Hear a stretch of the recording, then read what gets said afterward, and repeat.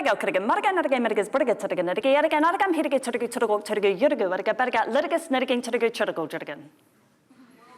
That was gibberish, a made-up language my daughter speaks. Let me translate. Tēnā koutou katoa. My name is Brittany, and I'm here to talk to you about listening to children in New Zealand. As an adult, listening to children can be challenging. We've all been children, but our childhoods differ depending on time, place, culture, and society. But firstly, why is listening to children important? Currently, New Zealand is ranked 35th out of 41 developed nations for child wellbeing. We're trying to overcome this by developing policy. However, this policy routinely overlooks a crucial element. Academics and advocates have stated that we need to actively listen to our children's perspectives. So why is New Zealand failing to listen? Well, it isn't surprising when you consider there is no set definition or process for listening, making it a difficult action to measure and put into practice. So I have spent the past 2.5 years researching how New Zealand professionals in the child wellbeing sector listen to our children.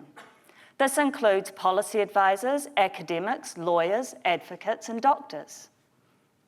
Through interviewing 30 professionals and evaluating their perspectives, I found that they have a strong desire to listen to children and care deeply about their wellbeing.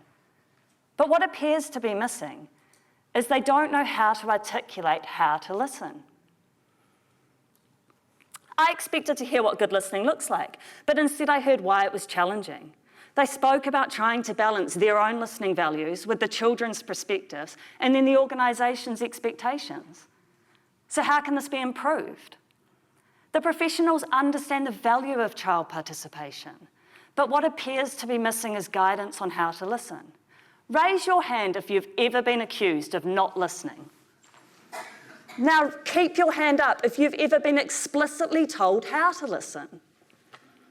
I argue that listening has been treated as implicit and instead needs to be made an explicit element of child inclusion in New Zealand.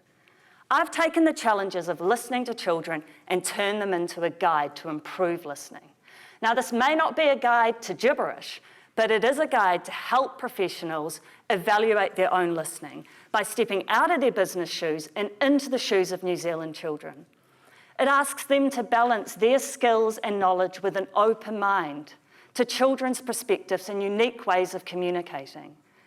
It works through listening challenges, such as the power imbalance between the adult and child.